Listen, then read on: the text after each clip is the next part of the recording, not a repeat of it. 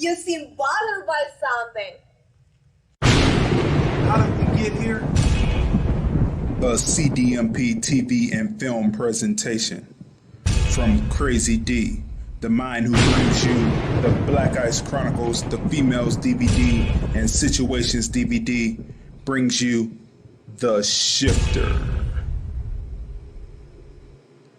It's Halloween night at Crazy D's. And a pesky vamp is out for blood. Beware of the shifter. That's it. You gotta go beat it damn scram, man. Damn. Why don't you be a doll and find me a place to change? I need a place to change my clothes before I go. What? Don't try to hold me on the phone. D! You been holding out on me? No, I was just about to stop and help. You know I help the crackheads, D. Some people just don't have originality with their outfits. It's like I hear voices in my head talking to me and shit. I saw that punk ass Charles Pippen and his cousin leaving here. I learned the grace pose. Get your camera ready. We're here, like we said, for trick or treat. Crazy, what did you see? You seem bothered by something.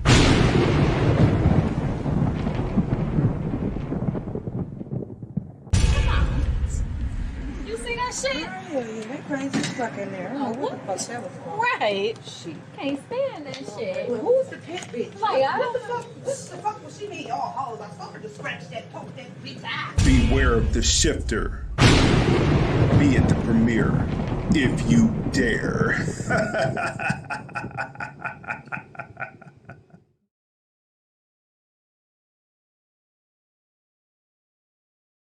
Are you gonna listen to the move?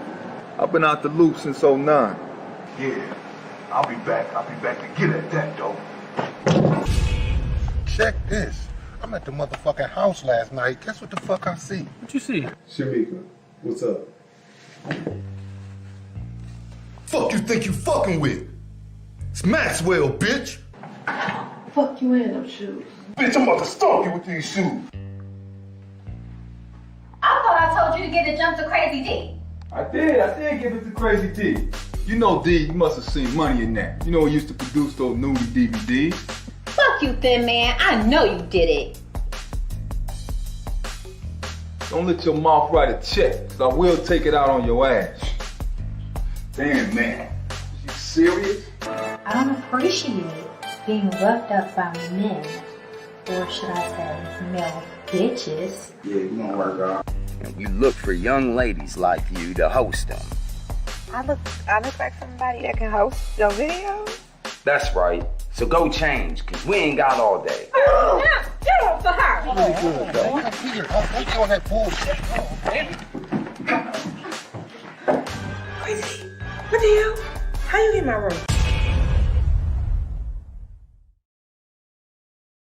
At the very same time that America refused to give the Negro any land, through an act of Congress, our government was giving away millions of acres of land in the West and the Midwest, which meant that it was willing to undergird its white peasants from Europe with an economic floor. But not only did they give the land, they built land-grant colleges with government money to teach them how to farm.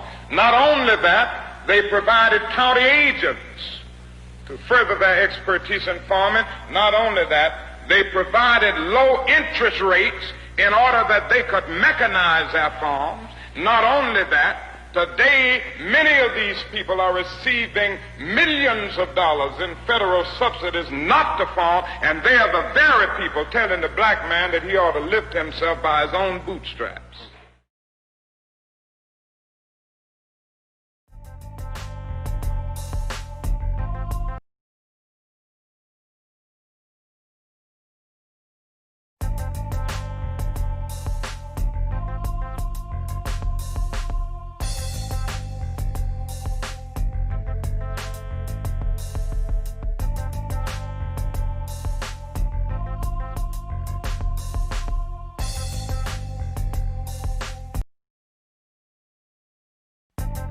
Here's the thing about your movie, why I made the curator's pick of the Hollywood Fringe Festival. Community, heart,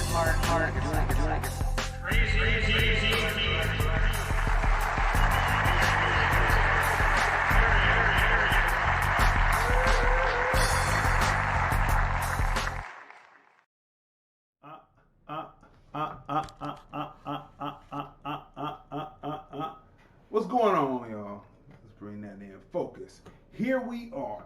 Here is another great episode of hashtag TFRPodcastLive presents Observations by Crazy D with my special guest host, my sister Tanya.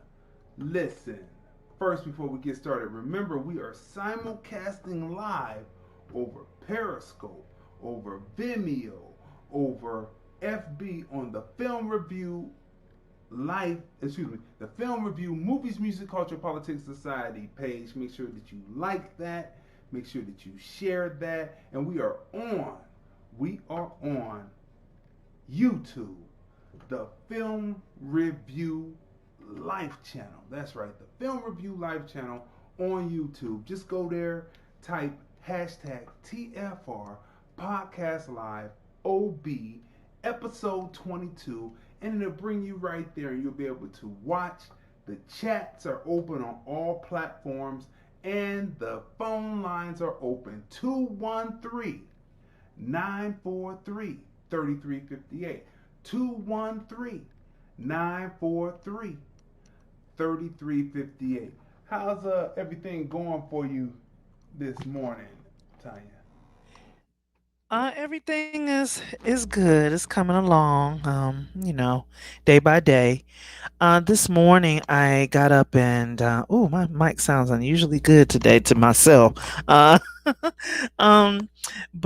I got up this morning, and instead of doing my usual smoothie, because I noticed I didn't have the energy level that I'm used to having every day yesterday morning. So today I made breakfast, and I had 2 eggs, and I mixed in some tomatoes, spinach, fresh garlic, onions, green bell pepper, and just a hint of crushed red pepper. And I had of turkey bacon that was left. It was fully cooked, and you just throw it in the microwave to heat it up. And I had that left, and today actually was the last day. So I went on and I ate that. I haven't been eating any meat. I've been eating, plant-based stuff. So I said, that's not going to hurt too much besides the salt, the sodium content. So I ate that with the eggs. It was delicious. The dish was delicious, and I'm full of energy right now. I got my first cup of coffee sitting here for the last week and a half, because I've been doing the smoothie. So everything is everything. I'm ready to dig in today with you on this information session here. And how you doing? I'm doing as well as can be expected under the circumstances. You know what I mean? Why is this like this? Okay. Oh yeah, I'm doing as well as can be expected under the circumstances, right? We are in the middle of COVID. We have what we've experienced recently, and so I'm doing as well as can be expected. But we are here, and that's what's most important about it. We are here, right? Okay, people. So what is the topic? We are here.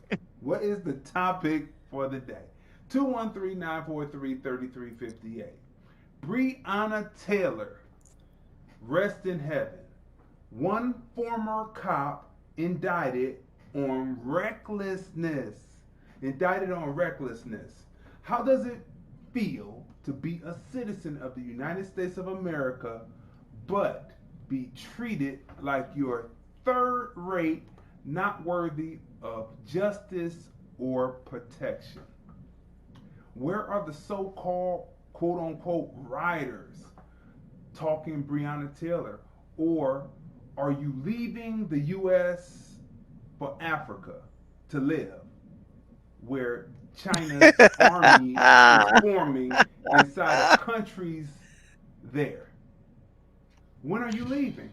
Where's BLM? Hashtag BLM. Where are you? Hashtag BLM.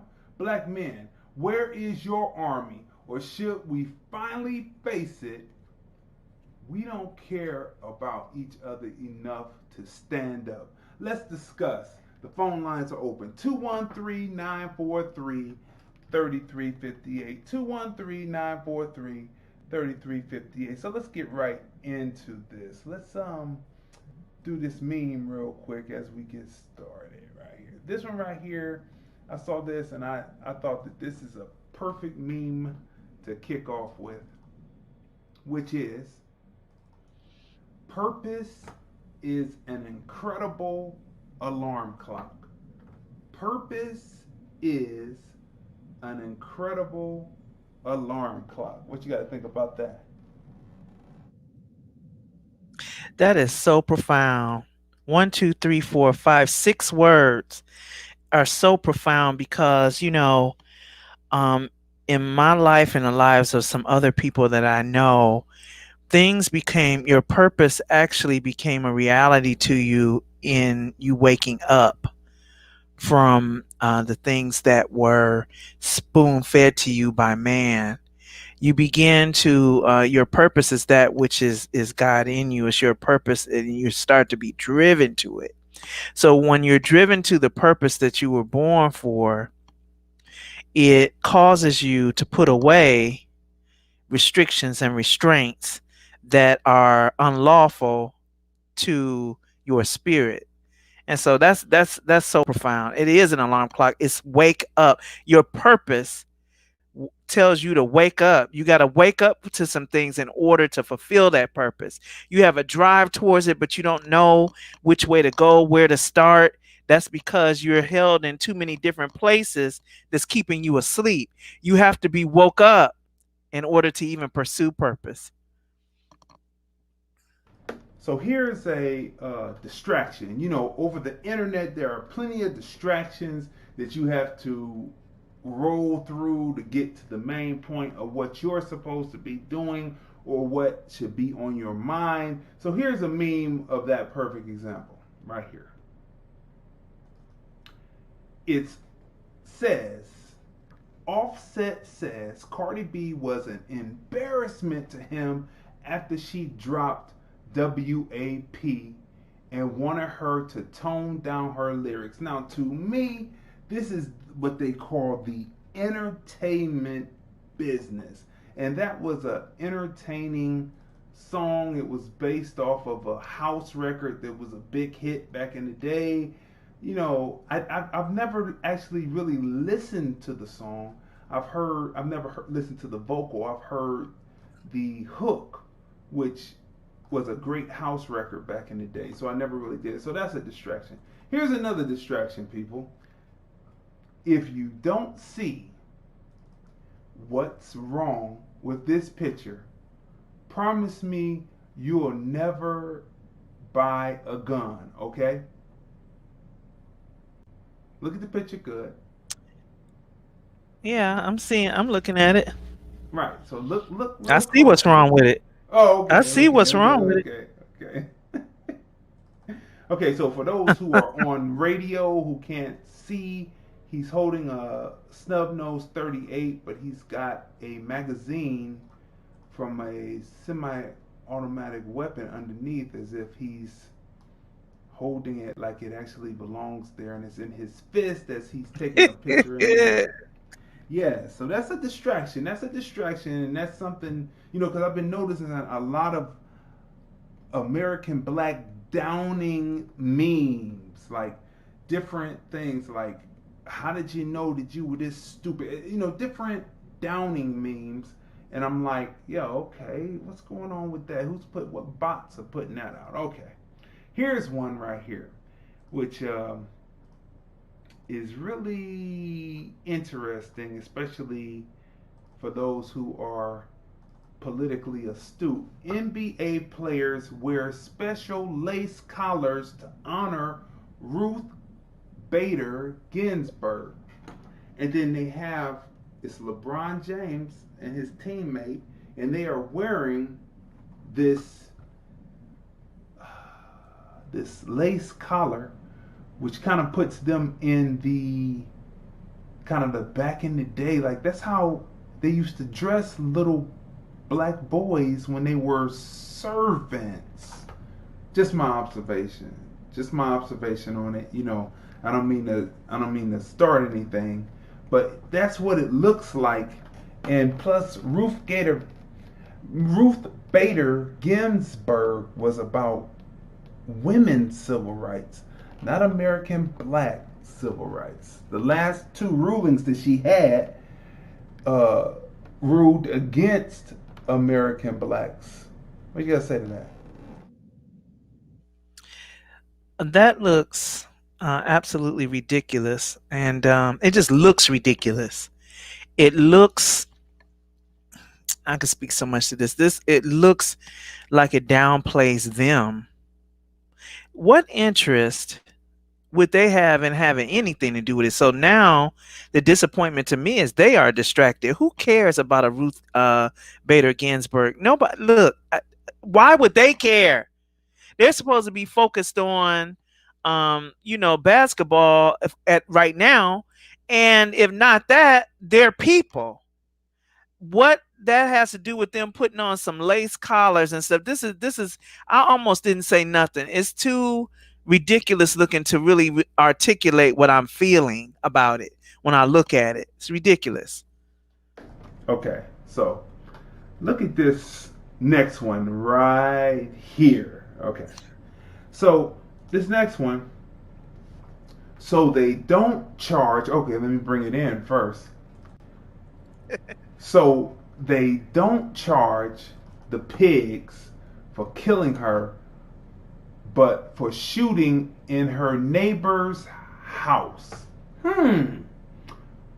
But take this 12 million with you, minus taxes. Shaking my damn head. Hashtag, right? That is really interesting. They don't charge the pig, but for shooting in another direction. But we're coming to that.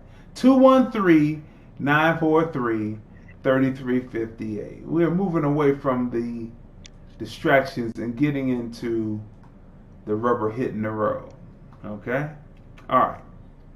So let's get this. Let me see if there's any more that I want to show directly right now.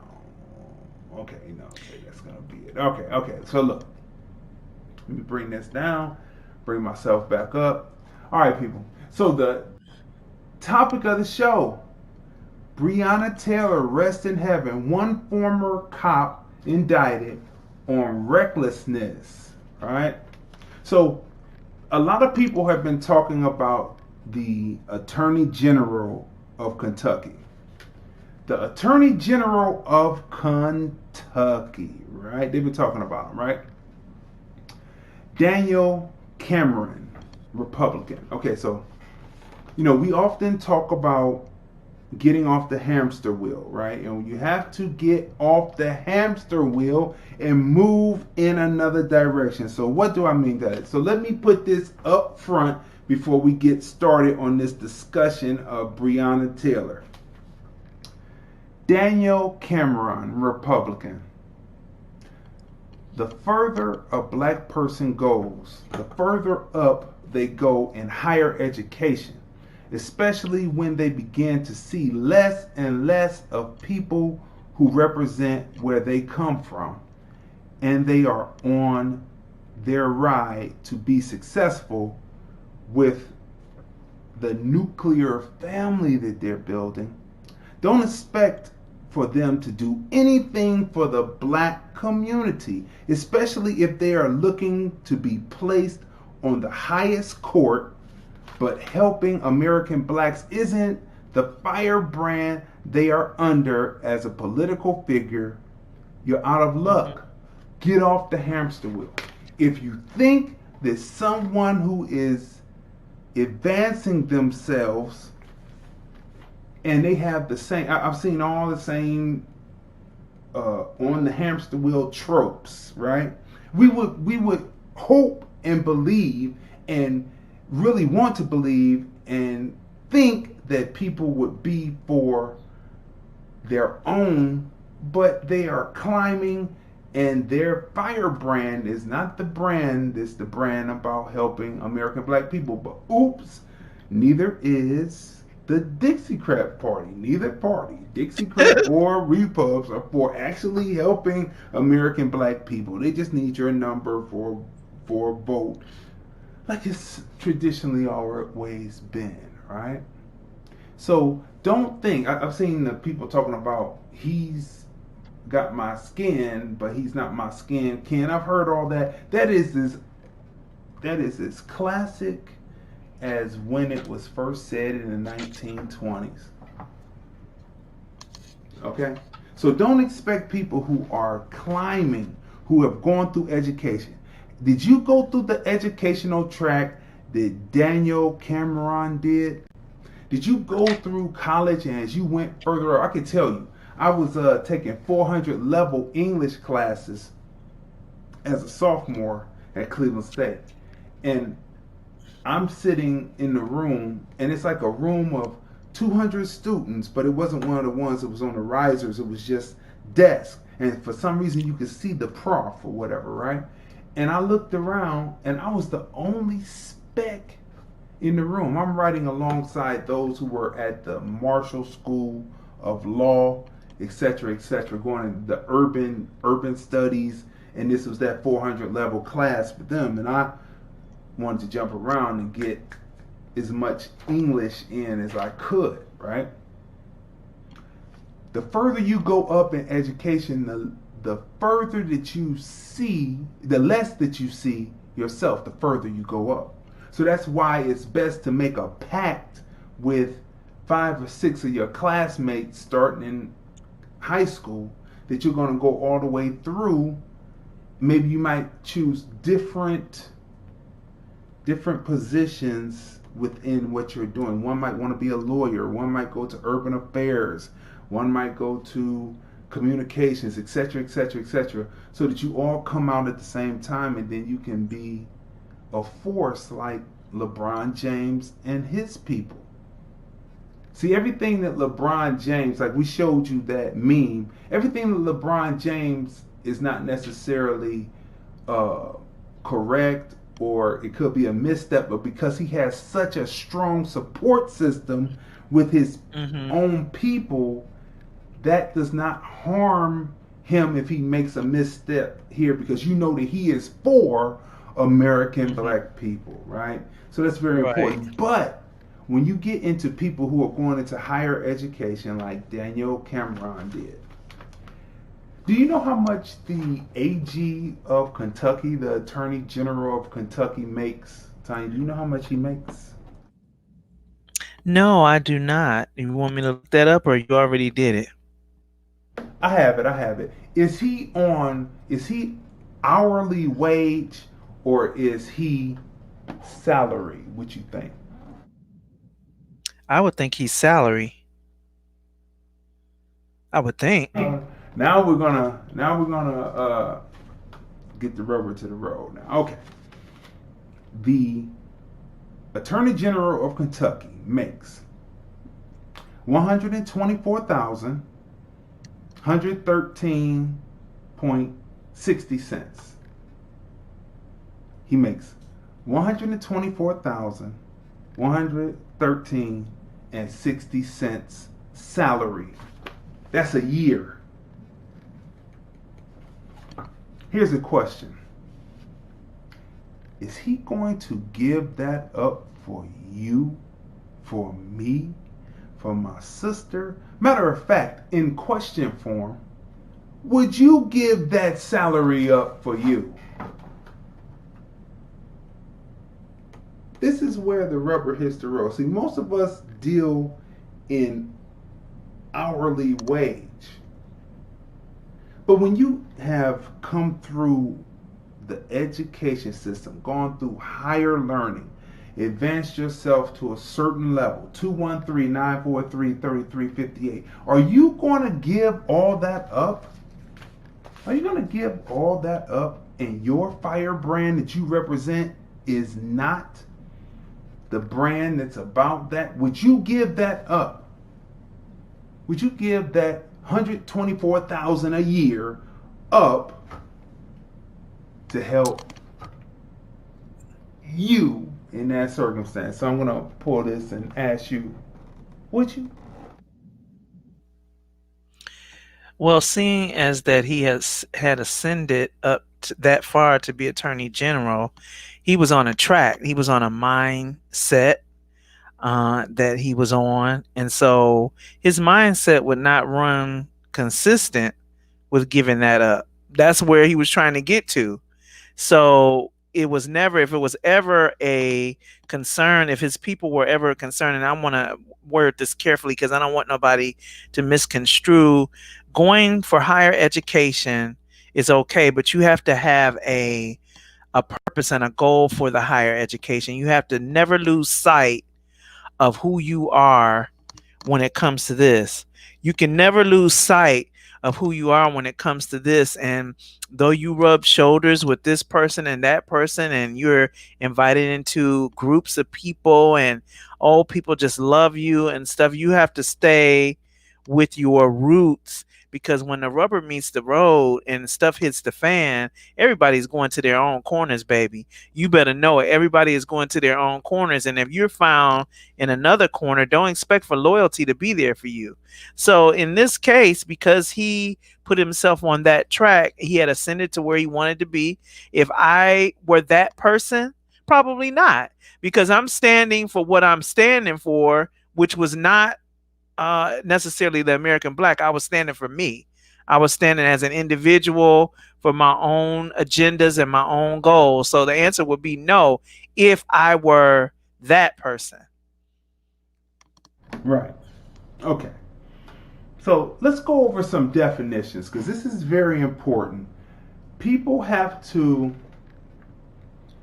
get to knowing these definitions and have them, because this helps you navigate this world. 213-943-3358. Would you give up that salary job, and it's not the firebrand that you're in? Would you give that up? I wouldn't think that most would. Right? I don't think they would. So here we go. Let's go and let's get to some definitions. Like, people hear these terms and they say, what is a salary? What is salary? You know, salary, Celery, is a tasty vegetable that you chop up and it's good for your immune system. But we're talking about salary, SALARY, a fixed regular payment typically paid on a monthly or bi-weekly basis, but often expressed as an annual sum made by an employer to an employee, especially a professional or white-collar worker. Salaried employees are paid their salary regardless of how many hours they work during a work week. Let's say that again. Salaried employees are paid their salary regardless of how many hours they work during a work week. Financial planning is made easier as a salary allows for knowing how much comes in and how much goes out, right? Hourly employees receive an hourly wage for each hour of work. So that's the difference between a salaried employee and an hourly employee. One has a set amount of money. So if you're making $124,000 a year and you are AG, and it doesn't matter how many hours you work, you get that particular size. So it could be a downside, but then what's the upside? If you're in a position like him, you're doing what you do. After you get off, you're going golfing, you're probably hitting the putter, and you on the phone to make decisions, or you can be in your car on your phone, on your Bluetooth, and make decisions, but you pretty much have a free life. You're not set to that hourly wage. What you got to say about that before we move on? This is true, and typically with salaried employees, you have times where it's not as much work to do in a given week, and you have times when that's more than made up for. So you can, one week could be 40 hours, another week could be 80 hours. But in the event, if you want to break that down, that's $2,585.70 a week that you're making, whether it's 80 hours or 40 hours, you're still making that per week. So let's move on. All right, so planning, right? Let's go to the word planning, because remember they said you can plan your economic plan. So it's very important. So make sure you smash the share button on this, okay? Make sure you smash the share button on this. Make sure you smash the like button on this, on our FB pages. Make sure you like all the various FB pages, right? Make sure you go to the Film Review Life channel and smash subscribe and smash like on this video, and share this video to your people, because we are dropping information, right? Okay, planning. So we just finished talking about the salaried employee. Financially, it makes it easier because you know what's exactly coming in and what's going out. So planning. So you can plan your financial plan. So what is planning? The process of making plans for something. Real simple. Secondary. The control of urban development by a local government authority from which a license must be obtained to build a new property or change an existing one. Now you're saying, what does this have to do with Breonna Taylor? Stay with us. Stay with us. It's coming. Urban. So you say urban development, but what is urban? And where does urban come from? Urban is an adjective. Characteristic of city life pertaining to cities or towns. 1610s, but rare before 1830s the term was used. From Latin urbanus, of or pertaining to a city or city life in Rome. Also in city fashion, polished, refined, cultivated, courteous, right? So that's what the term urban means, right? And I know today with the new way that they use urban, I don't think refined and fashion and all that is necessarily within there, because they have made a negative connotation on that. Okay. So let's keep moving forward here. What does this have to do with Breonna Taylor, right? We're coming to it. Stay with it. Smash that share button.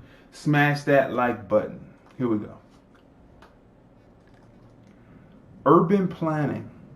What is urban planning? Urban planning is a technical and political process concerned with the development and design of land use and the built environment, including air, water, and the infrastructure passing into and out of urban areas such as transportation, communications, and distribution networks. Okay, so we're coming to it. So the question is, do we as American Black people have any control over urban planning? Do we have any control as American Black people over urban training? What do you say? Control, no. As we position ourselves, we can have some influence, but control, no, we don't. Because usually once the plan, our Uncle Gene used to be an insurance guy.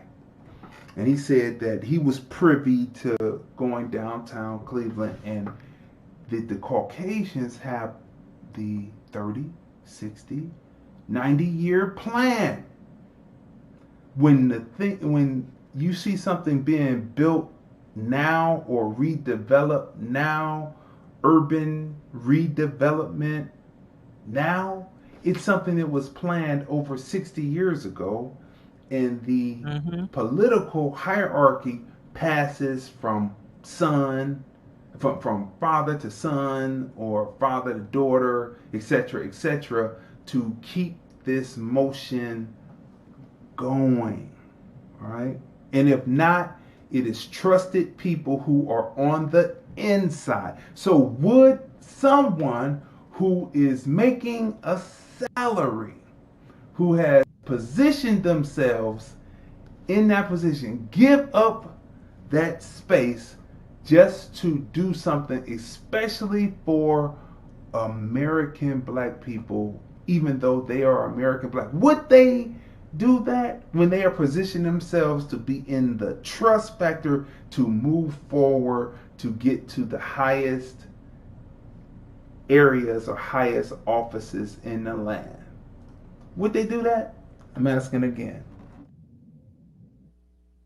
Some do. Some do. You're asking if American blacks position themselves to ascend to some of the highest offices where decisions are made, correct?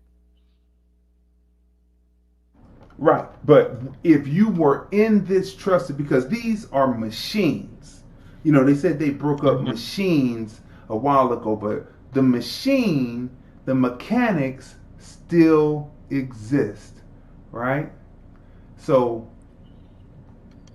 would you give up your position in the machine, right? Would most give up their position in the machine?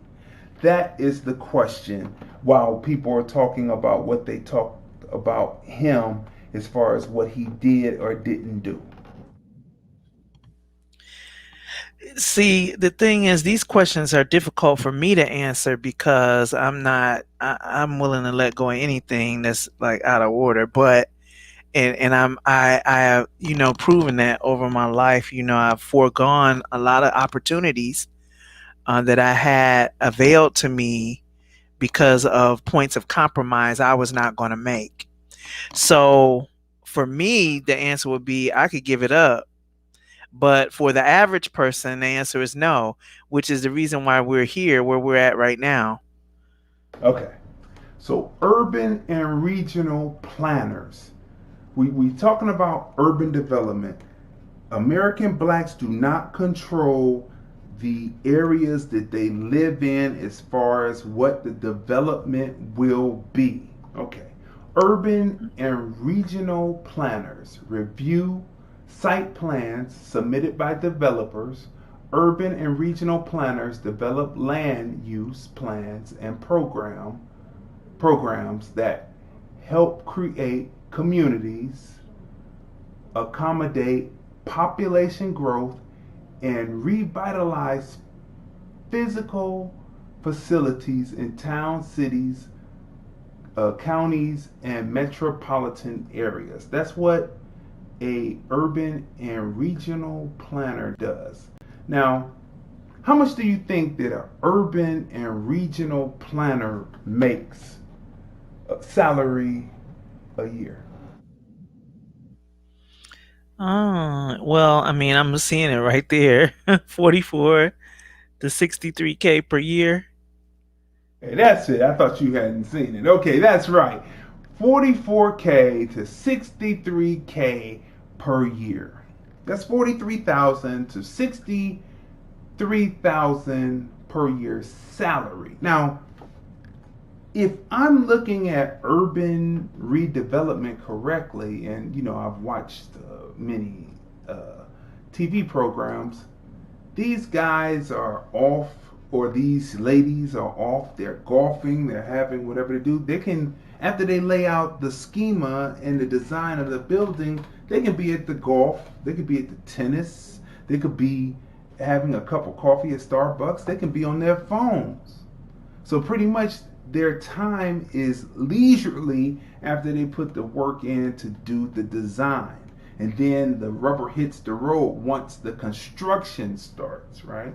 do we as American black people have control of our urban areas? I want to shout out to Alita Stoker, who is in. She said, blessings to both of us. Shout out to you also. Blessings also. Hey, Sister Alita.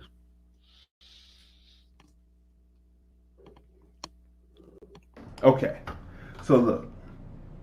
Let's go to the next.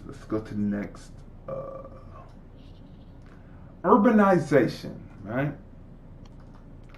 Urbanization. What is it? This is very important. Why is what happened to Breonna Taylor and what has happened to countless other American blacks just recently, but we can go back to almost the beginning. Why has it happened? It has to do with what we're talking about right now. So get your notebooks out, and if you weren't listening or paying attention, don't worry, because you'll be able to go back, freeze this, and take the various notes on it. This is the reason why things like what happened to Breonna Taylor happened without any substantial recourse or redress. Okay.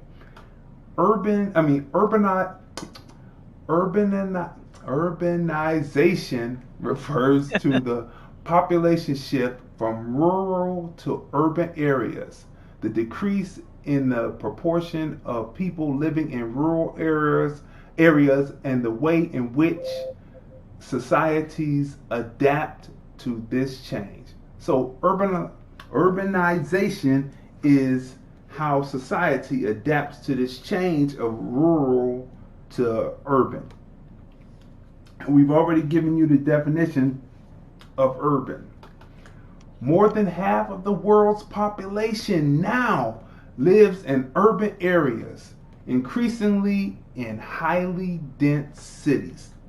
Secondary, the process by which large numbers of people become permanently concentrated in relatively small area, forming cities. Right? Now, let's move this up so I can read this. United States urban place. Okay, so there's another definition, quote unquote, urban place.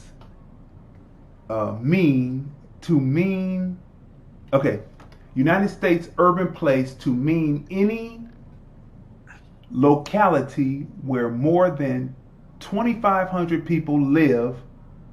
That's what it means in the United States. So, urban place is any locale where 2,500 people live.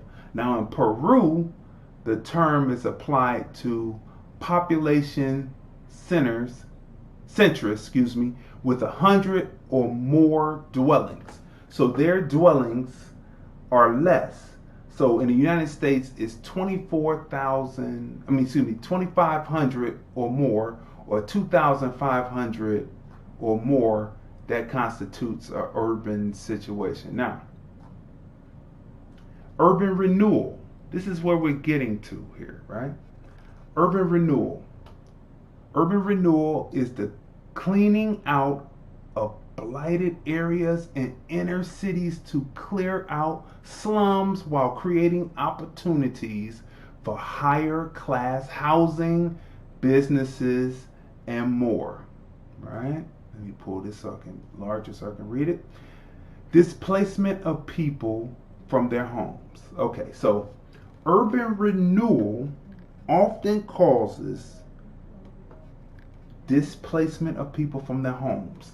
The Housing Act of 1949 lasted through the 1950s and early 1960s. Now, this isn't the Fair Housing Act of 1968. This is the Housing Act of 1949, which lasted from the 1950s and into the early 1960s, with devastating consequences, including displacing more than 1 million people from their homes. See the graphic. Okay, let me bring the graphic up. Right? So, they displaced over 1 million people from their homes. Now, aren't we seeing this right now? So let me bring the graphic up right here. This is the graphic. We're seeing this with what you call regentrification right now. So this graphic is showing you the displacement. The purple, it represents people of color. The green represents Caucasian displacement between the 1950s and the 1960s. Displacing people from their homes is a devastating act. And it is. For some reason, American black people have not found a way to get into control of urban planning. And when you are not in control of urban planning, which would most likely lead to you owning not property, the house, but actually owning the land that the house is on, or anything that was built on it, you would have residuals, or you would have revenue coming off of it. We have not gotten into that. And so why are things like situations like Breonna Taylor able to take place? Because we do not own anything. This is absolutely correct. And I remember some years ago, you and I were having a conversation about the purchase of some land of a property. And so that's something that I've kept in my mind, because until you own something, you really only have limited amount of things to say, because we have free speech, I think, because they finding creative ways to hinder that too. But because we have free speech, we can say whatever we want to say. But it's ownership. It's ownership that rules the earth. What you own, not what you're paying a note on. A note is a loan. You're in bondage. It's what you own. It's what you own. So that's something, as soon as we had that conversation, that has stuck in my mind. It has stuck there. So, ownership, that's what time it is. That's right. Ownership. See, ownership is not the home, because they have switched up and told you property, right? They tell you that the home is property, right? The police are only obligated to protect property and owners. You look this up.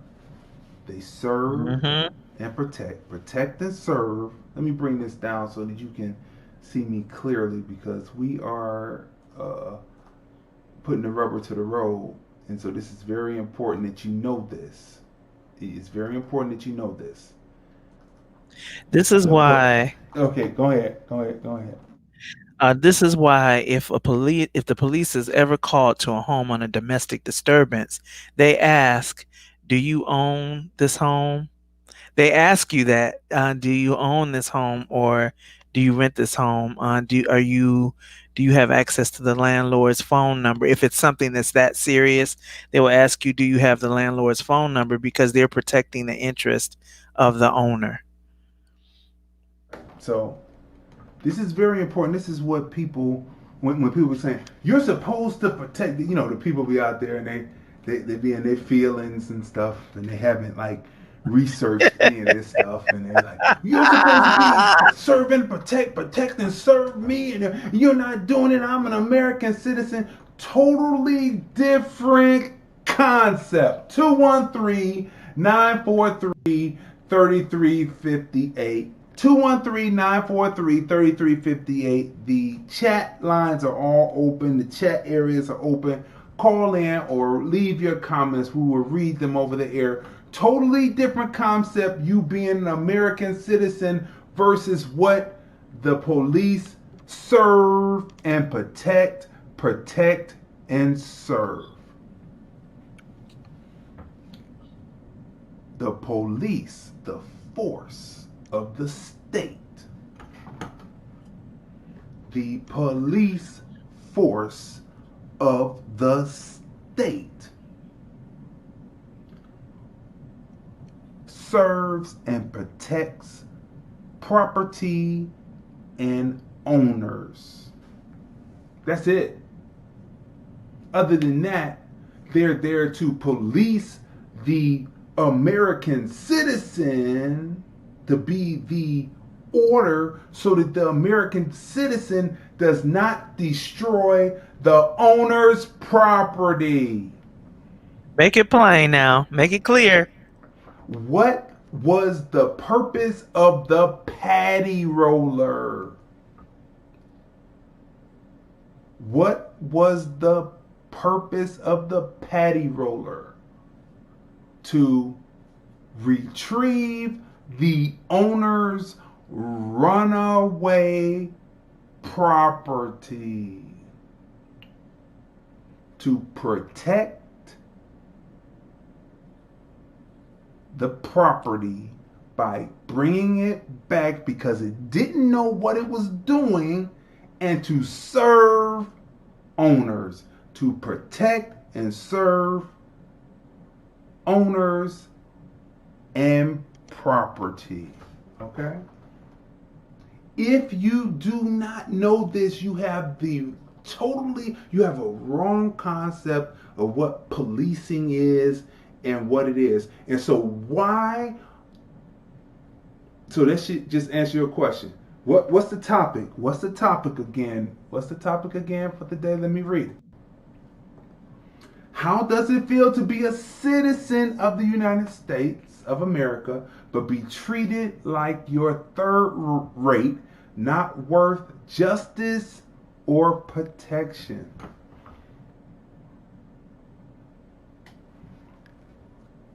The justice will come when you own property.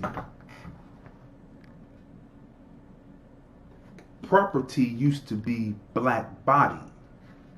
They shifted it now. So if you are an owner of land, perfect example. It was something that happened at my store, and a person was coming in and they were selling what I thought was bootlegs at the top of at the front door. The guy had come in and asked for change, the guy who was buying it. And usually I didn't give change, right? But I gave change to him, you know. He goes there and he's buying what I think is a bootleg movie. The guy has come in with a big bag full of movies. And he's selling in my store. So I cuff him around the corner. I head there. Next thing you know, I'm in their face. What's going on here? Dude who got the change, he got the transaction, he left out. I took the dude's bag. I said, hey, these are mine now. And I moved back. I confiscated illegal shit. And I backed up and I threw it behind the counter.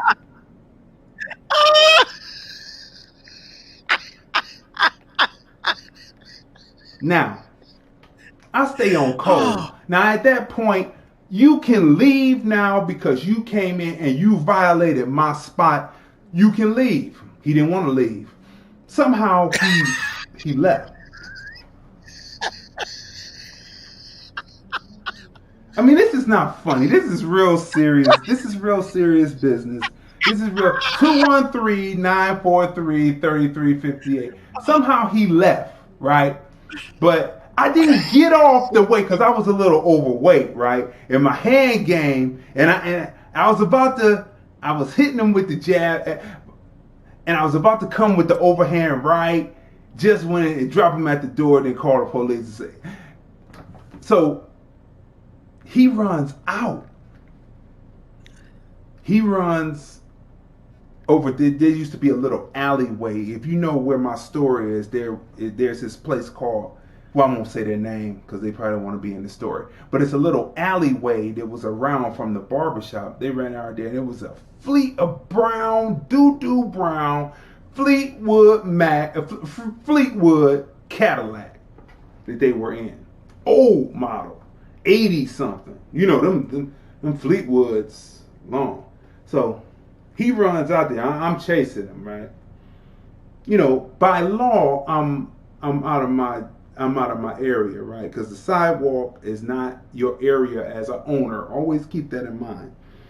But I had been up on the block for about 12, 13 years. You know, it was my block. But anyway, look. So I'm running around, and I'm not running around. I'm pursuing. I'm pursuing on a foot chase.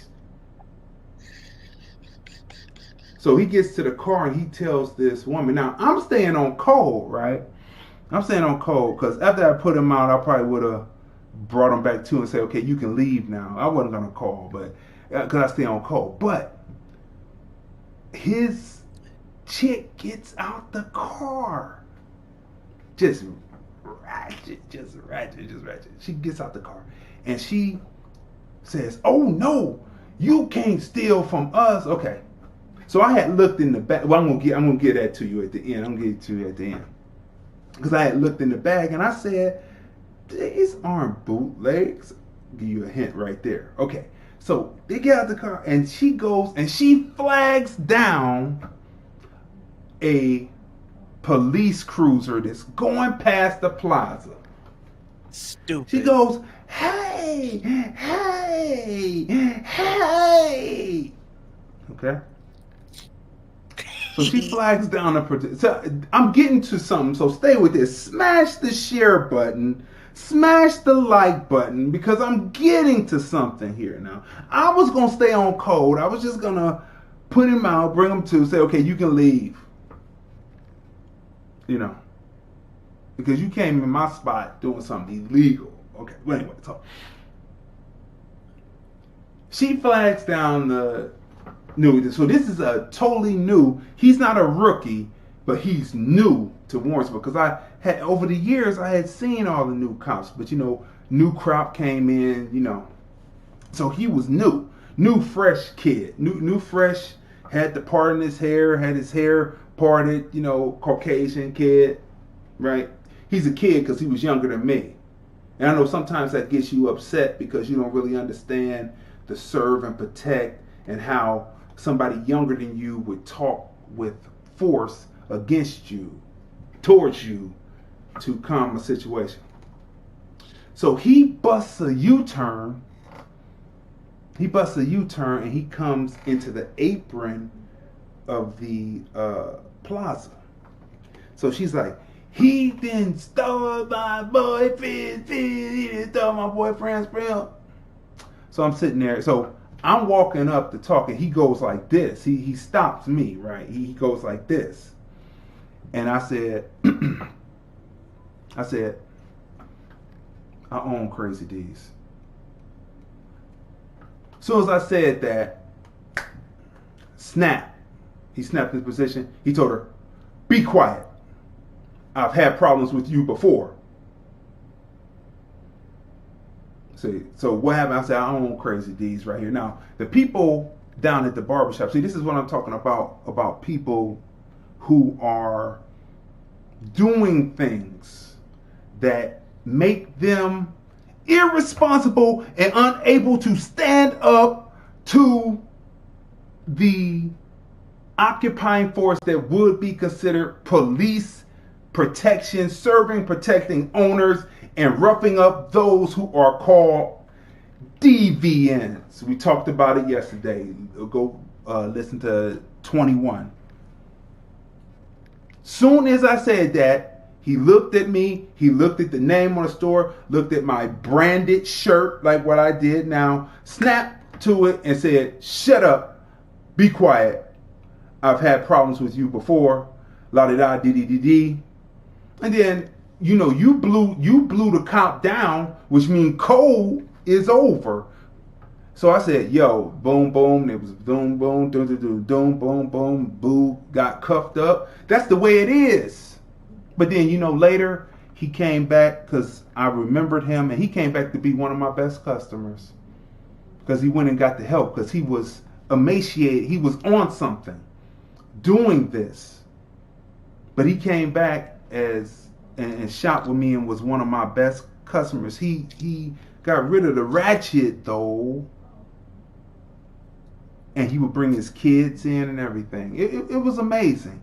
But that is the example of police are there to protect and serve owners. They're not there to protect and serve the citizen. They are there to be the police force, to police the citizen so that the citizen, the American citizen, does not destroy the owner's property and does not harm the owner. So if you do not believe me, just search serve and protect and see what serve and protect is actually really about, and then you will have an epiphany, and you will act accordingly as an American citizen who does not own, and you will push to own. Why? What happened to Breonna Taylor?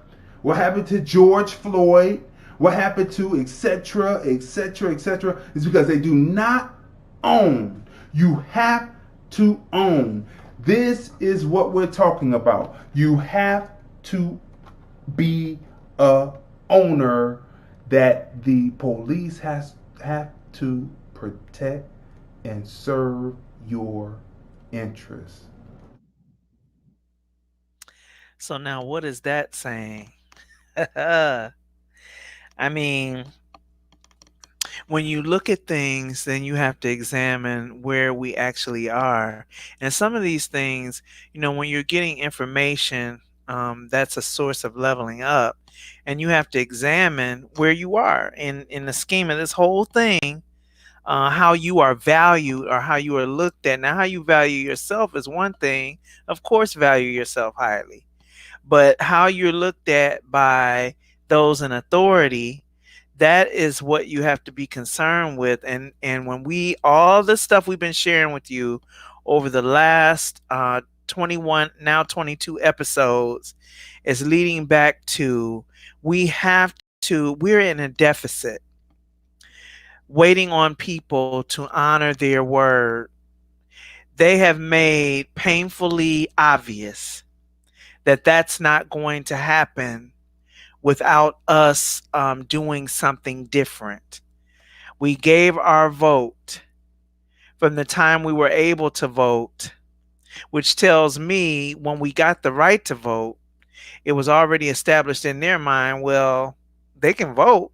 We'll take that number, but they're not going to get anything they want, So that tells me the mindset, it's obvious by the output. The output shows you where the mindset, what went in. So the input is showing you the output. So, we're looking at all of this stuff and we're breaking it down as plain as it can be. As plain as it can be to the lowest common denominator, not insulting anyone's intelligence, but informing you from whatever level of intelligence you're on. We're informing you. We're letting you know that the majority of you, my black brothers and sisters who are ready to run to the polls on November 3rd to step in the Democratic booth and say, we're going with Biden and our black sister.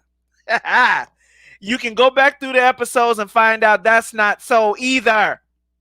So we have broken down and broken through like a battering ram on every point that is a misjudgment and a deception to us.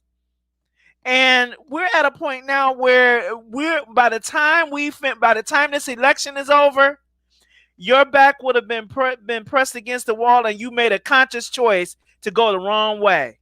But that's just your opinion. No, this is by research. This is facts. If you go the way of Joe Biden and Kamala, whatever her name is, Harris, you have made the wrong choice. If you're thinking of going that way, you're making the wrong choice. If you're thinking because, I mean, we've established through our episodes, don't try to label us a Trump supporter. I'm not a Trump supporter or a non-supporter. I support who is doing whatever that is righteous towards me.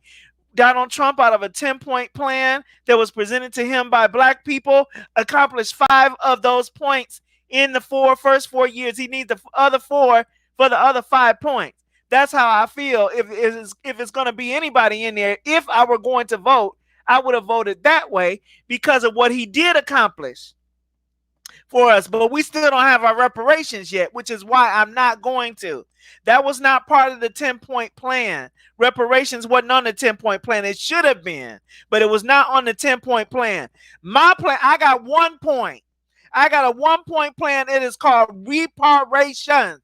It is called repairing the breach. Reparations, repairing your wrongs, repairing our economic strength, reparations. So that is the 1 point that's on the agenda. The other points, that's cool. But right now we need a group of people that's going to stand on the 1 point and stay on that, like getting on somebody's last nerve. Staying on that 1 point. You ever heard somebody say, you on my last nerve? We on this last point, and we're going to stand there with our full weight and our full intellect. We're going to stand on that point. All right? So this is what time it is. This is not, it's enough already. How do you want to live in a place that does not recognize you, in a place that continues to pass laws and make amendments and adjustments that do not consider you? How long do you want to live like that? How long do you intend to live like that and hope? Talk like your vote, like, I mean, and people talk about voting like it's some big badge of courage. Yeah, I'm going to vote. You better vote. You better vote. Yeah, I signed up to vote today. The state of Ohio got 9,100,000 people voting. They're taking a tab. Oh, whoop-de-doo. We're taking a tally over the United States of who's going to vote. You know, and people, yeah, I'm going to vote. Like, what has it done for you all the years prior? What has it done for you? What can you write down? What can you state? What can you clearly articulate that voting has done for you since the age of 18 when you voted the first time, if that was your first time voting? What has it done for you? What can you clearly articulate that it's done for us? Well, how many promises did you actually keep up with? What kind of legislation did you actually keep up with that benefited us? Did you keep up at all? No, you didn't.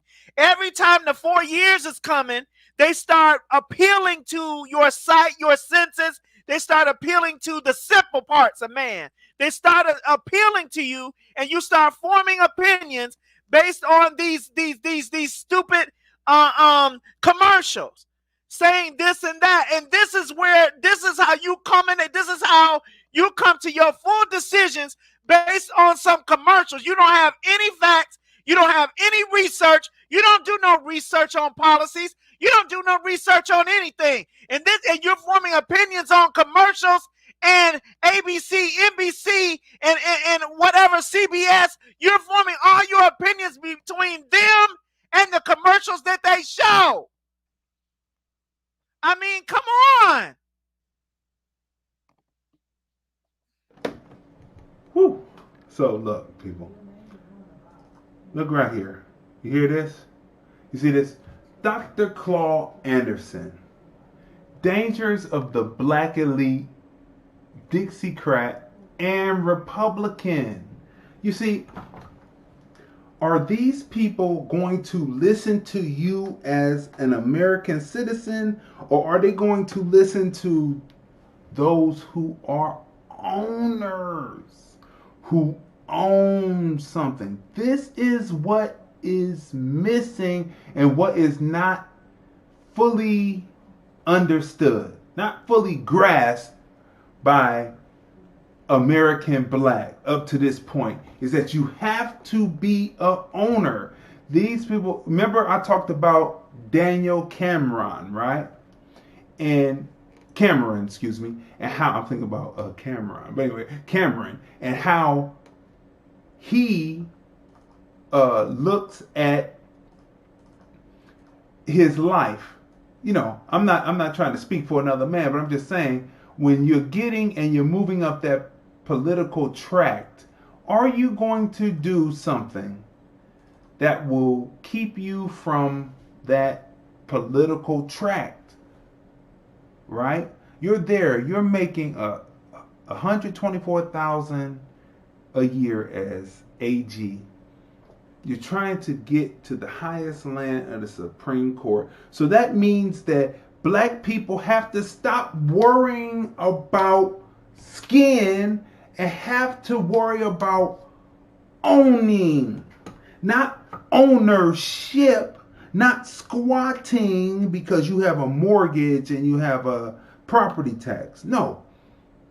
Even if you had a mortgage, but you didn't have property tax because you owned the land, you would be doing Richard Branson, who owns his own island. You know, when I first hatched this, I was looking at writings, and I was on another person's program, and the person was writing.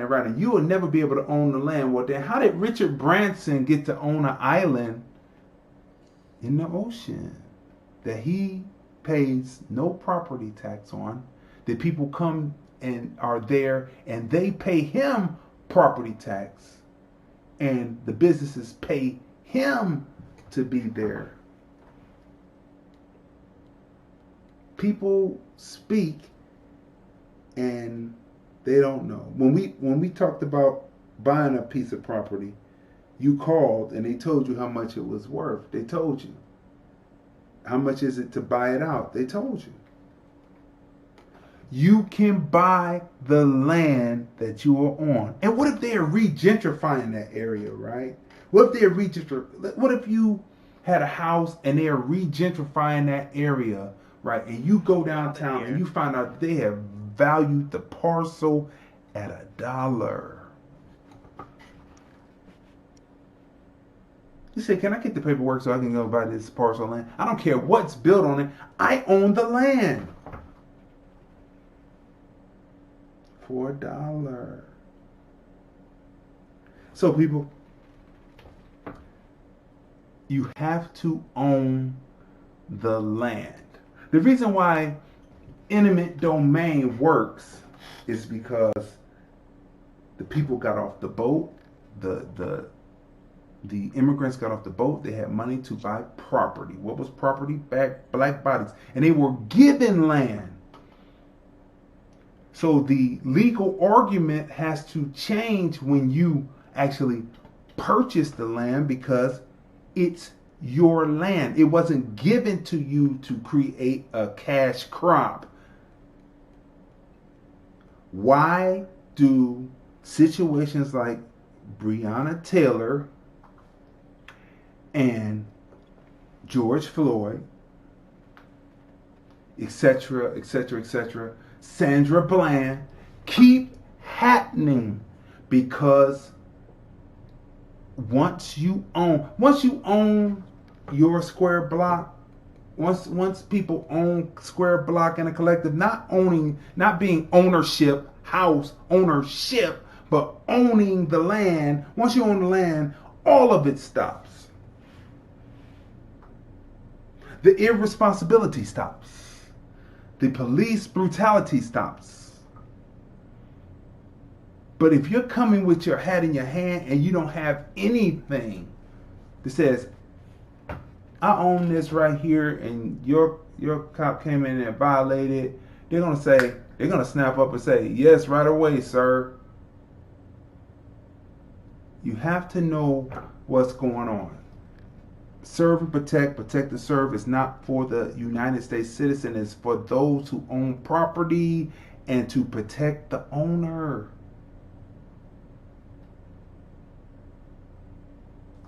I just want that to be clear. I don't want, people to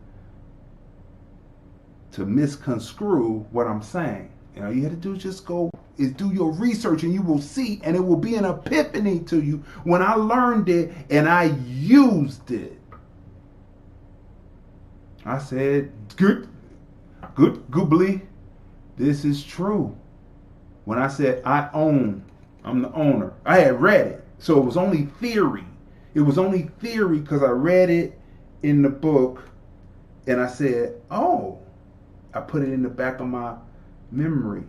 Then I said, I stood there, I didn't know, they were still shooting. I'm 6'4". They were still shooting dudes even back then. It's worse now, but they were shooting then. He didn't know who I was because he was new. I said, I own Crazy D's. Just like that. Just like that. One more time, just like that. So things like this will not happen once there is true, not ownership, but owning, being owners. There's a dude that has a magazine called Owners, and that's what his main topic is. He interviewed Richard Steele Michael Steele, in there. And Michael Steele talks about ownership, but really owning, not ownership. I want to break those two words apart because ownership is the con. Your ownership, but you're paying a mortgage that you're never going to really pay off. You're paying property tax that you never really pay off, but if you take your money and then purchase the land, it doesn't matter what you're doing with that because you own the land. You are owner, not home ownership. That's the con.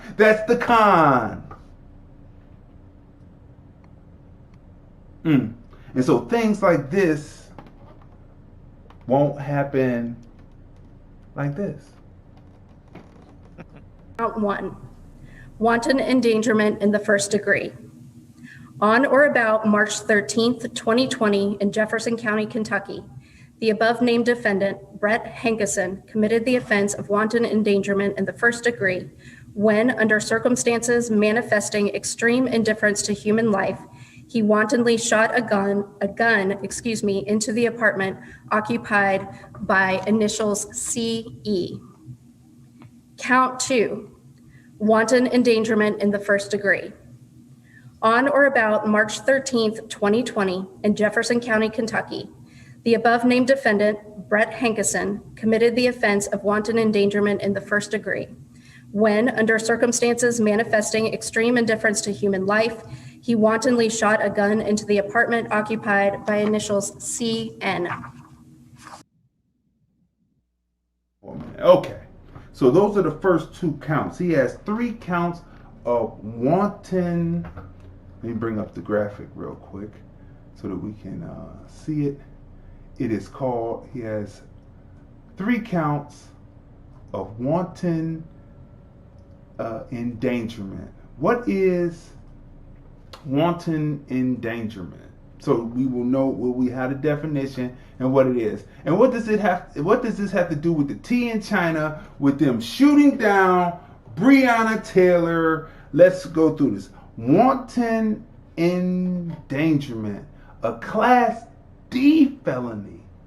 It deals with reckless disregard for the peril that one's actions create. A person can be guilty of wanton endangerment even if they did not intend to harm anyone or commit a crime. Know the law. Know the law. If you are in a bar and you throw a glass at somebody, you meant to hit somebody else, but a piece of it goes into a charred eye, and you didn't mean to do it, you're going to get charged.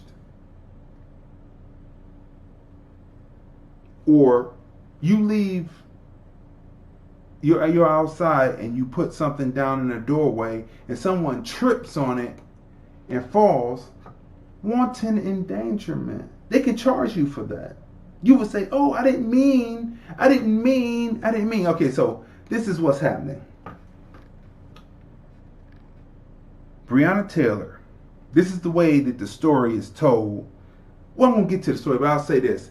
There was a shot fired first, then there was a retaliation, but then this guy that was standing out, the defendant, Brett, whatever his name is, he shot indiscriminately. He's the third standing outside of the apartment door. There's a police officer that went in who encountered the first situation, which is going to play, so I don't want to give it away. But he encounters the first situation. The second encounters the situation, and they start busting shots.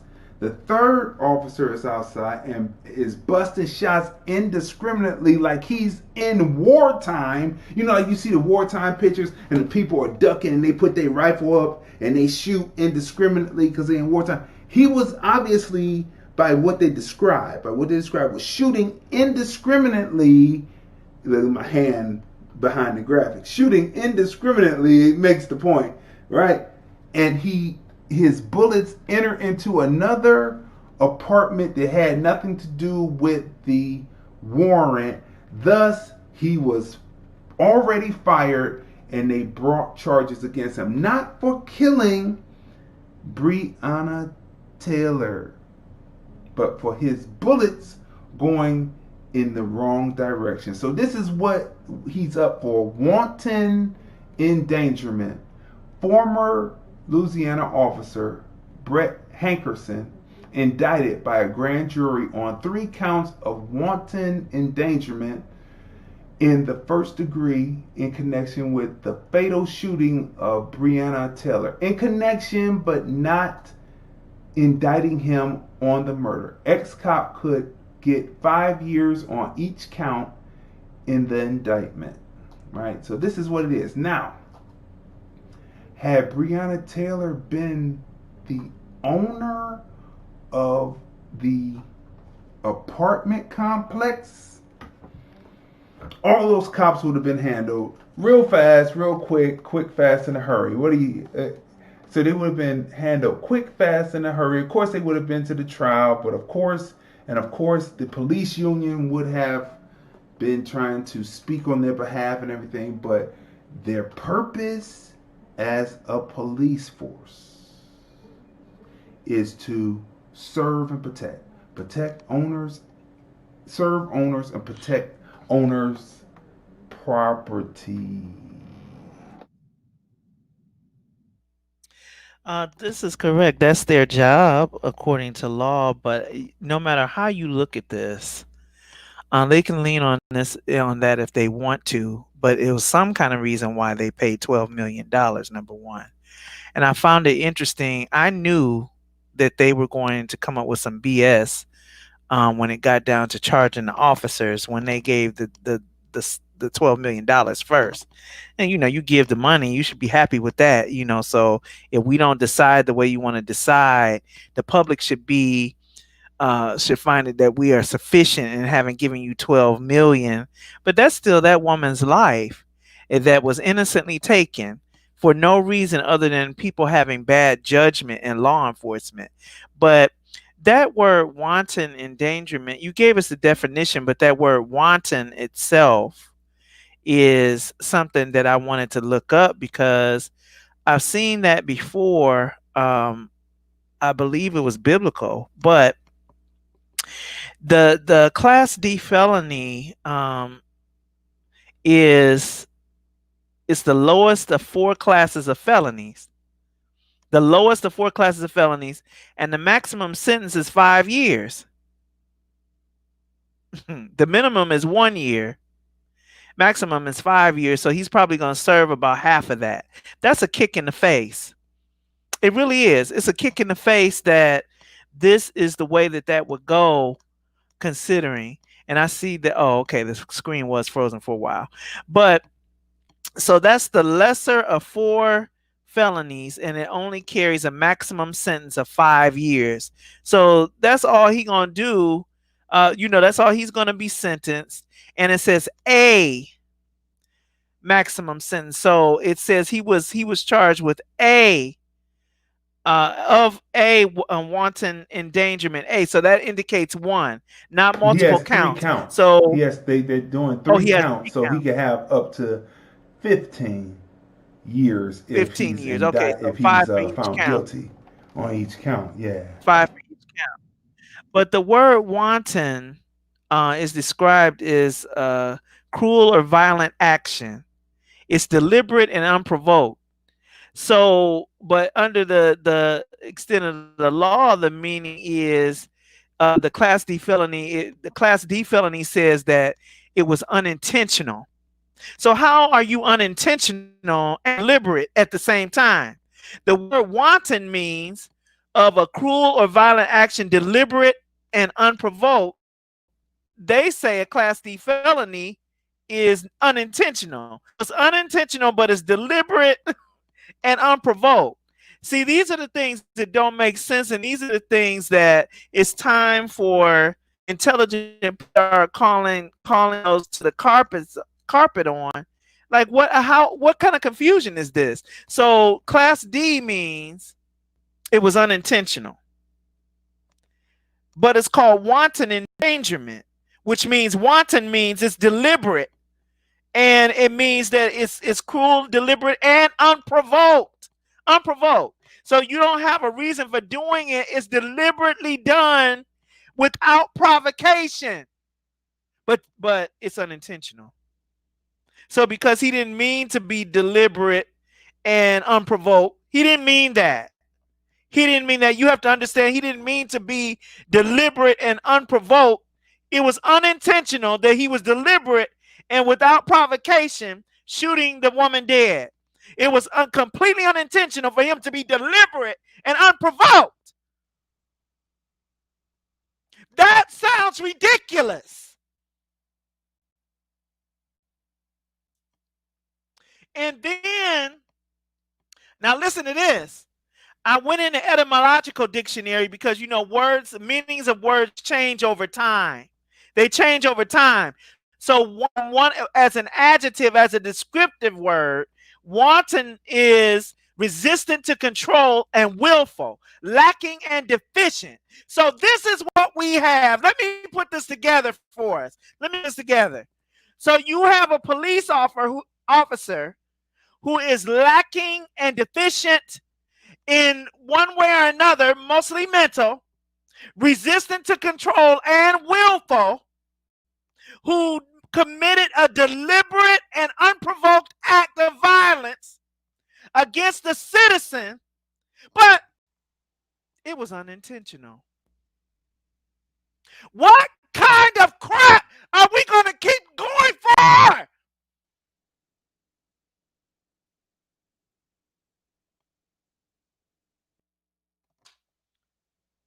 I'm disgusted.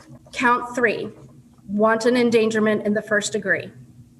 On or about March 13th, 2020, in Jefferson County, Kentucky, the above-named defendant, Brett Hankison, committed the offense of wanton endangerment in the first degree when, under circumstances manifesting extreme indifference to human life, he wantonly shot a gun into an apartment occupied by initials ZF against the peace and dignity of the Commonwealth of Kentucky. Mr. Foreperson, is that the decision of the grand jury? Yes, it is. Thank you. Sir, if you would please randomly select a number.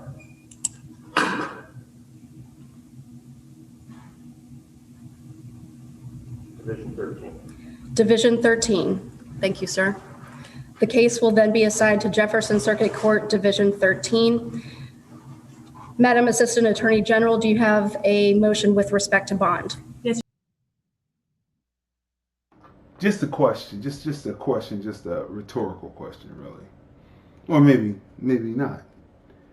Is Jefferson County named after Thomas Jefferson, or is it named after Jefferson Davis? Inquiring minds would like to know. Okay. Your Honor, the Assistant Attorney General asks for $15,000 full cash bond for the defendant, Brett Hankison. I will grant the motion and assign bond in the amount of $15,000 full cash and issue a warrant. They're playing with you. They're playing with people. They're playing with people. $15,000 bond. That means that that's 10% of $150,000. What else is 10% of $150,000? Oh, it's that dang rebate that Biden and them are gonna give for you to go in debt by getting a mortgage. Somebody is playing with us. This is a psych guy. They are playing with us. 10% of 150,000. Same amount that you're gonna get back in a rebate.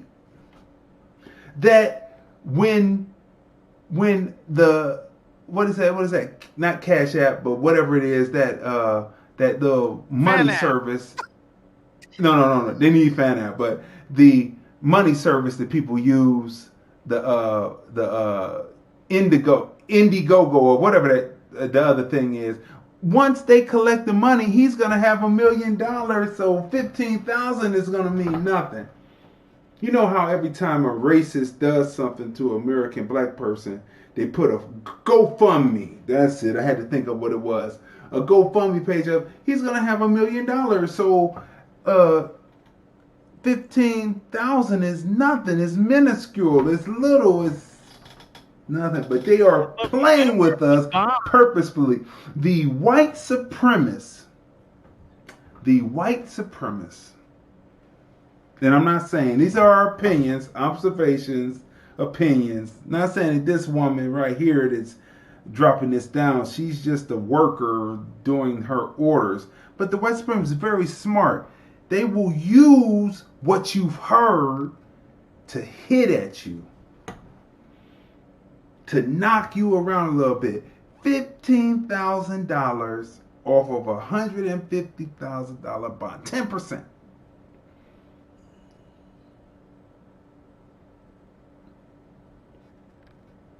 Let that sit for a minute. And you can go on a payment plan for that. What's the low end of the house? $150,000. They're gonna give you a $15,000 rebate. Now you know what? That is funny, but it's not funny because you're right.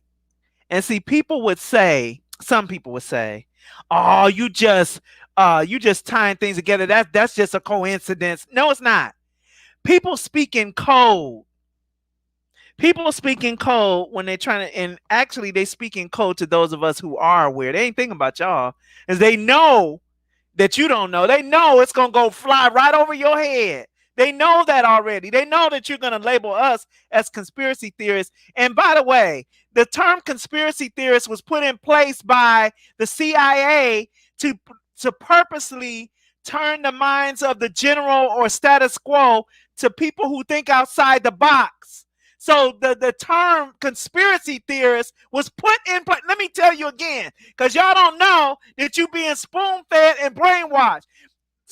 Conspiracy theorist was a term that was put in place and fed to you by the CIA. So that anytime a person came along who was aware and had insights into bullcrap and was trying to expose it, you would label them as people that was either crazy or not sound or whatever. That was put in place. And you have bought into it. So you will never, and it's brainwashed you to never yourself think outside the box because you don't want to be labeled as a conspiracy theorist. I don't care what you call me. You can call me a theorist.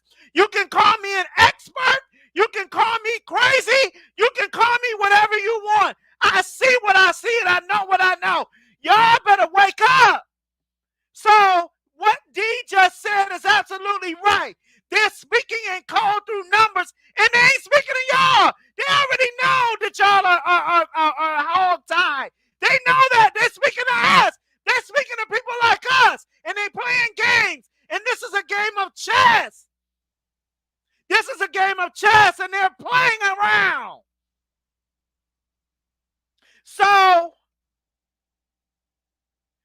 the deficient officer that was lacking control of will, unintentionally went into the home of a woman, an EMT worker, a productive member of society. And he willfully and he he cruelly and he deliberately and unprovoked shot her, and he gets the lowest of 4 class felonies. That is Well, let's be clear. Let's be clear. He is indicted because he shot recklessly without being responsible. I always use that word. He shot into other places. He shot into other apartments. His bullets went every place else except for at the target. The first guy comes in, he gets shot. Oh God, I'm telling you already. For those who didn't get the information, the first police officer goes in. He's confronted because they didn't know you're coming into the house. The second officer is kind of beside him, and then they start. I guess they're shooting through walls, and then the third just is shooting indiscriminately and going into other people's apartments. So that's why he was charged, not for killing her. His bullets were nowhere in their direction. They even know, the FBI knows which officer actually killed Breonna Taylor. And these are our opinions, right? Our observations. You just go get the information and make sure you get off that hamster wheel so you won't have that mindset, so you can develop your mind state. We just want you to be clear on what's happening. You know what I mean? Continue. Thank you for clarifying that. So that some of the facts were messed up, but okay. So now that's even worse. Now you didn't set me on blaze even worse, because so you got Wild Bill Hickok shooting everywhere. And so the bullet that actually hit her, so this is what they did. They went to him. He was the one that was of the lesser legal offense. So they's like, somebody's got to go down for this. And we're going to ask you to take the hit for the rest of them, because the rest of them, they're going to jail for 25 years and not eligible for parole for about 10. So we're going to ask you to take this because we can label it as a class D for what you did. We can label it as the lower class felony. In exchange, I want to know if he's still going to get his pension. I want to know what else they're offering him, because if he got $15,000 bail would stand to reason. I mean, $150,000 bond with $15,000 that can vote for. You got to sign back in or what? Yeah, well.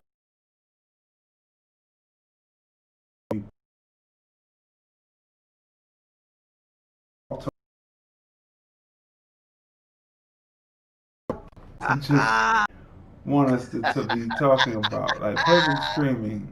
All right, we have perfect streaming. We are back. I'm not looking at it anymore. For those come back in. Oh wow.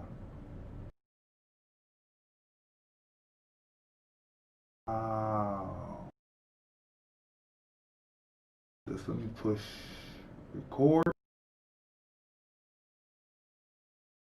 We just finished it. I just edited it all.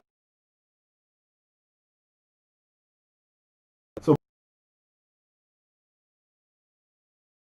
to main.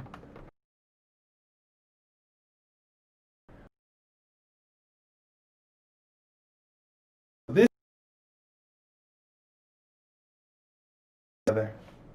Yeah. That concludes the business of the grand jury sitting for Jefferson County.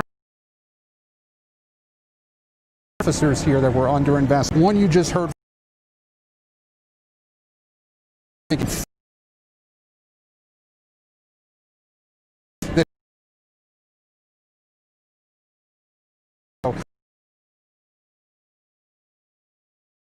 Only on has been in not just Breonna Taylor, and that did not follow the department. The other two officers that were part of this investigation, Sergeant John by the department, they are still on paid administrative leave. Lester, what's significant here is that we did not hear any charges against those two officers. As part of all this and part of a broader context here, the Breonna Taylor case has really set this community on edge for more than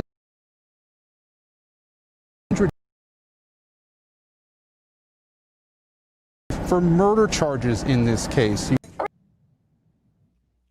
Look, that's right. Thanks for the people on YouTube. They're playing with the sick.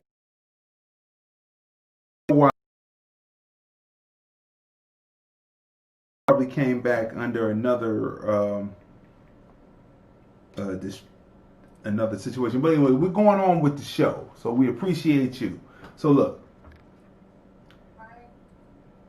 it's been 100 days of protest, right?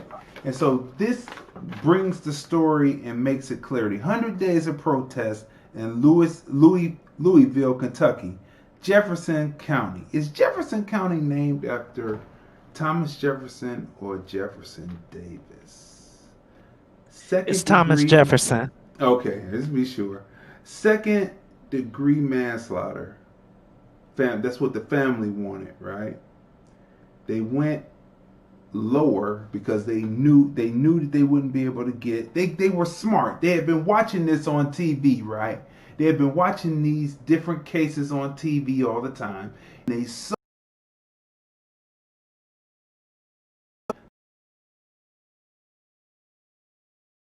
lower, right? And the AG went lower to wanton endangerment, a Class D felony. They might as well have went for the murder, and then they would have went in there and got the lesser manslaughter charge for him. This is a game that's real life. This is a game that is real life. The cop shot into another apartment other than Breonna's. So 2 different apartments, right?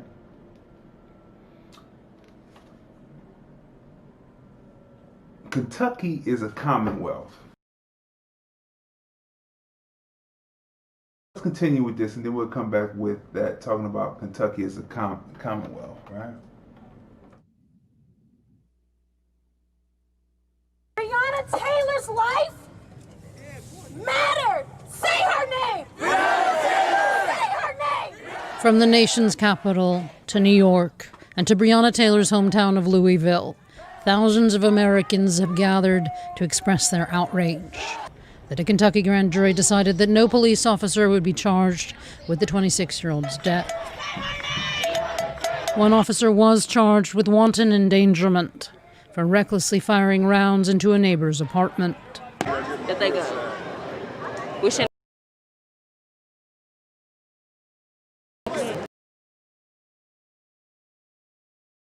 And I have a lot of black friends. I have any for stop.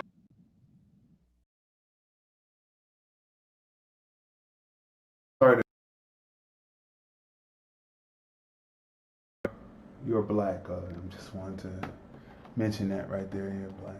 But anyway, let's continue.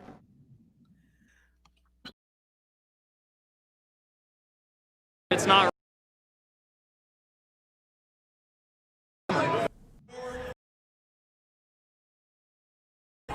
To rebuild the crime scene.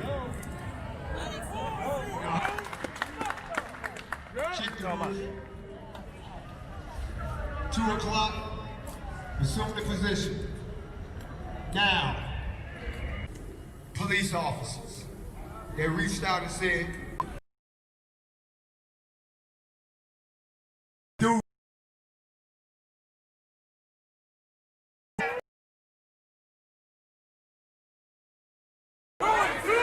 burn this down." So this brother, so they are, for those who are on the radio, this is a video of brothers in Kentucky. Gear, they've got their long guns, their military weapons, and they said either you're gonna do something or we're gonna burn down. Well, you know what? The decision then blocked off the business district from the protesters, for the peaceful protesters. Where were you? Where was the bugle? Where was the? I'll leave that right there. Where was the trumpet? Where was the trumpet? I mean, excuse me, the bugle. Where was the call to arms that you said you was gonna do this? Man, go sit that down. We tired of seeing You that know what? too. Those weapons probably wasn't even loaded. Go sit down, because when the time came, I don't advocate violence, but they know that the people aren't going to do anything. They know that. They know they're gonna blow off this thing. The bugle. The bugle should have sounded. Where were you? You weren't there. Come on. Go sit down. This show straight. Those weapons probably weren't loaded. I'm tired of this. You need to go sit down somewhere and wait for the plantation they're gonna put you on. Because on Real Talk, when the time came, you weren't there. You know what though? Well, hold up. Here we go.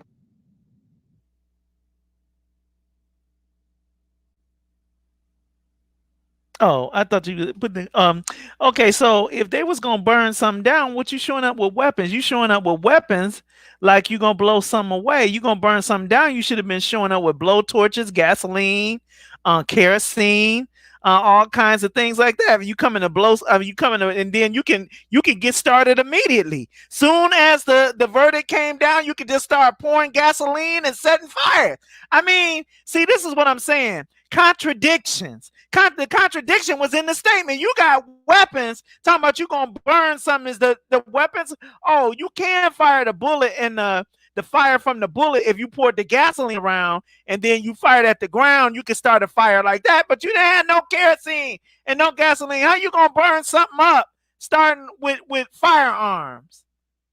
Well, see, this is like a couple of months back. You know, they came to make their stance. Either you're gonna bring us this. Well, the decision came down and we didn't see you.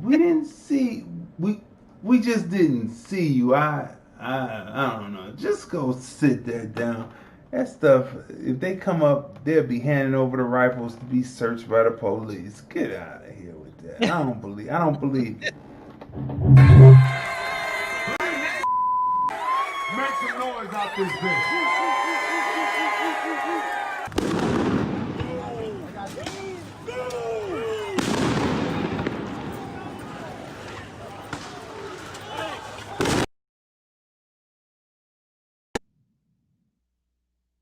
This is what evening and that night yesterday was the police advancing, dropping tear gas, stun grenades, and advancing on the crowd. Where were these dudes with all of these long guns, semi-automatic weapons, talking about we gonna burn this? And when he said, make some noise, I thought he was a DJ for a minute, or an MC. Make some noise in this bitch. Oh! I was like, oh man, come on, man. Really? Where were you? Here's what we see. The cops are advancing, right? The cops are advancing on the peaceful protests, dropping this. You got to move. You're past curfew. I'm tired of seeing people talk that, and they really don't be about what they're talking about. When I don't know it's real when I hear the bugle. When a verdict comes down, the people who have been there with their long rifles and stuff, I don't know that it's real when it's when I hear the trumpet. The bugle. I don't know that it's real then. Okay. Other than that, I don't believe it, man. I don't believe it. I don't believe you. Go sit down there with that show of strength. Oh, because the white man can carry and the white woman can carry a gun. I should be able to show that I can brandish my long rifle too. Go sit that down. This is just my opinion, my observations of it, because we're going to play this and I don't see anyone standing in with the police talking about they getting ready to be real anarchists. They're running. Come on, man. Come on, man. Really, I'm really tired. I'm tired of it. I'm tired of it. You know, the only real dude that I ever knew that actually did what he said he would do was Tupac. And the police were on his butt after that everywhere he went. When he shot those 2 police officers for roughing up the black dude, and what the black dude? Black dude didn't stick around. He ran away. He didn't stand in with his brother that helped him where they wouldn't have killed him or whatever. He ran away. Tupac is the only one that I've ever seen that stayed true to what he said. That's when I'll know. Other than that, this is some bull crap. Go sit down. This is what I saw. This is what we saw yesterday evening and tonight. Here we go.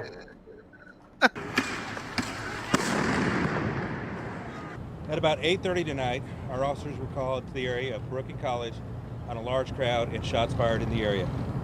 As they were deploying to investigate what was going on at First and Broadway, both officers are currently undergoing treatment at University Hospital. One is in alert and stable. The other officer is currently undergoing surgery and stable. We do have one suspect in custody. They already have a suspect in custody, and it wasn't like an army versus an army. Go sit them guns down somewhere. They probably when I hear the bugle, then I'll know that it's really, and then we start seeing something. But the verdict came down, and what we saw was flashbang grenades, tear gas dispersing the crowd. Sit that down somewhere, and then you'll be able to get mad at me about it, but you won't be about it. Tupac. All salute to Tupac. Tupac was what he said, what he believed. Verdict comes down. I mean, when the decision comes down, right?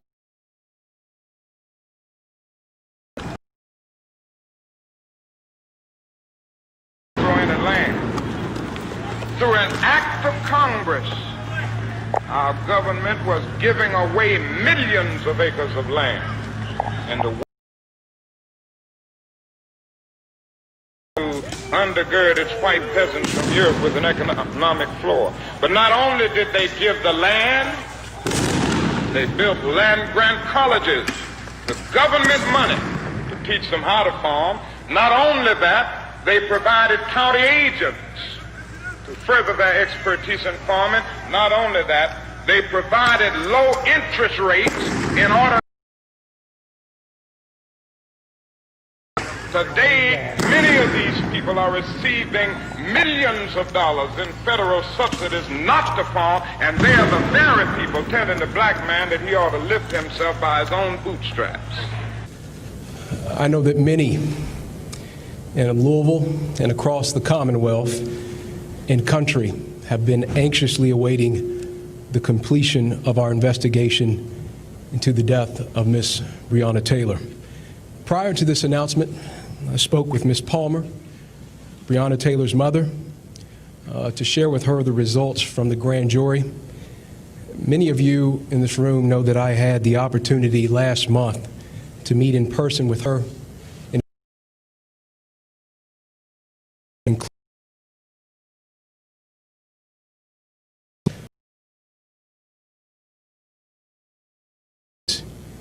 Every day, this family wakes up to the realization that someone they loved is no longer with them.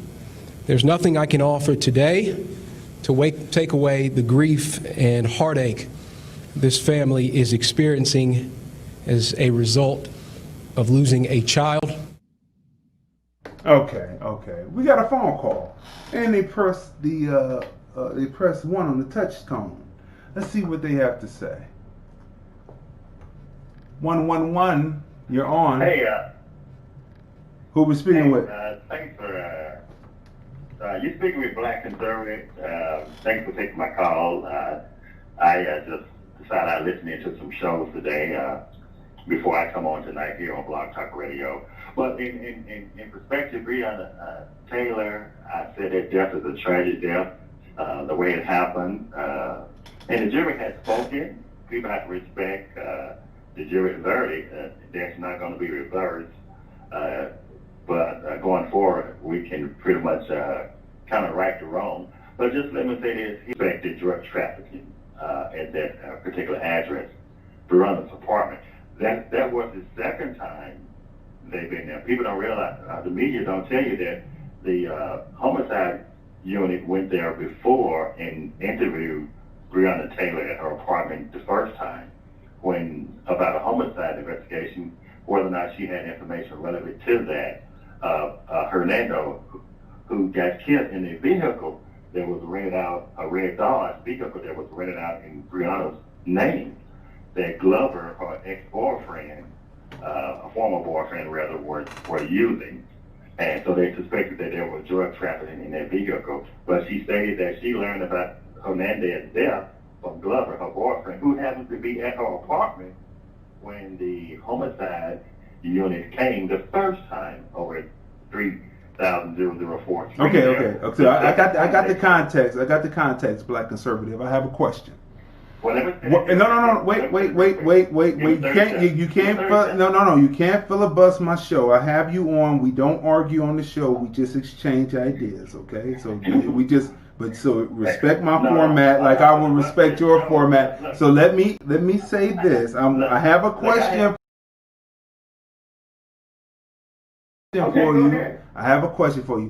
What does that have to do with the tea in China with the young lady being shot to death? Let's go. Wait. Let me finish my question. I haven't finished my question all the way out because we only got 2 minutes left, and I want to get your answer. Okay. And so I want you to move all of that out the way. I want all that out the way. What does that have to do with Breonna Taylor being shot down in her apartment? All right. Yeah, so that's a good question. I'm glad you asked that question. The reason that's relevant to her death is because that's what ultimately led the investigators there and to the address, because in 1 hour, there were 20 cars showed up at her apartment in months. They've been monitoring that apartment for weeks, the private investigators. In 1 hour, 20 cars showed up at their one. That's the reason why they went there, because of drug trafficking. And that's what ultimately led indirectly to her death. Breonna also was dealing in drugs herself. Okay. I'm not going to wait. Hold it, Black. You got your point across. You got your point, Black Conservative. You got your point across about the drugs. You got the point across about the drugs. Wait. When it comes out, right? I'm not denying you. I said you got your point across about. I got your point across about the drugs, right? You got the point across about the drugs, and she was doing that, right? Drug trafficking. I never sold drugs, so I'm with you. I'm with you as far as that's concerned. But what I'm saying to you is, our show is not about the average talking point on this particular death or any other American black death. Our point is, wait, let me finish. Can I finish my point? Because I'm not arguing with you. Our point on the show is that American black people have to own land And none of this will ever happen again. Because once the American black people, once American black people own all of the square blocks, I'm not talking about rent, not talking about having a mortgage on a home. I'm talking about actually owning the land, the blocks. The police serve and protect owners and their property. And that's what our show was about today.